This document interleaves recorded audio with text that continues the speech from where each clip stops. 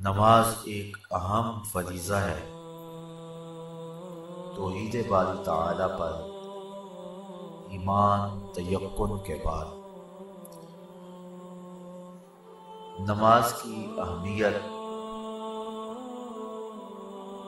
اور اس کی تاکید جس انداز کے ساتھ فرمائی گئی ہے وہ کسی سے مخفی نہیں ہے۔ قرآن مجید میں 750 مرتبہ مختلف صیغوں سے نماز کا حکم صادر کیا گیا ہے۔ نماز اللہ کے قرب کا ذریعہ ہے۔ بندہ سجدے میں سب سے زیادہ اپنے رب سے قریب ہوتا ہے۔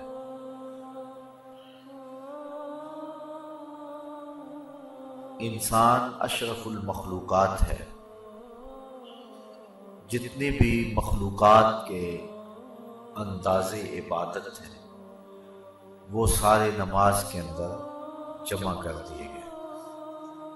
قیام، رکوع، قومہ، جلسہ، سارا کچھ نماز کے اندر جمع کر دیا گیا۔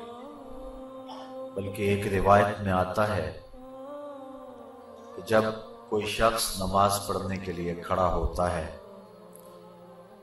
تو فرشتوں کی 10 صفیں ہیں جو تعجب اور رشک کرتی۔ صاحب قوت القلوب شیخ ابو طالب مکی نے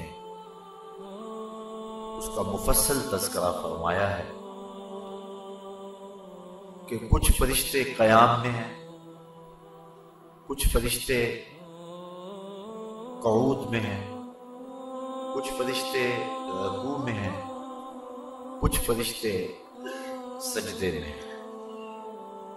کچھ تسبیح کر رہے ہیں، کچھ تحلیل کر رہے ہیں، کچھ استغفار طلب کر رہے ہیں، کچھ ثنا کرتے ہیں، کچھ درود پڑھتے ہیں اور کچھ دعا مانگ رہے ہیں۔ جو رکوع کرتا ہے وہ ہمیشہ رکوع میں ہے، سجدہ اس کا مقصود نہیں ہے۔ جو قیام میں ہے وہ قیامت تک قیام میں ہی رہے گا۔ جو تسبیح کر رہا ہے اس کا وظیفہ تسبیح ہی ہے۔ جو ثنا میں لگا ہے وہ ثنا کو ہی ساری زندگی قیامت تک اپنائے رکھے گا۔ جو استغفار طلب کر رہا ہے وہ استغفار میں ہی ہے۔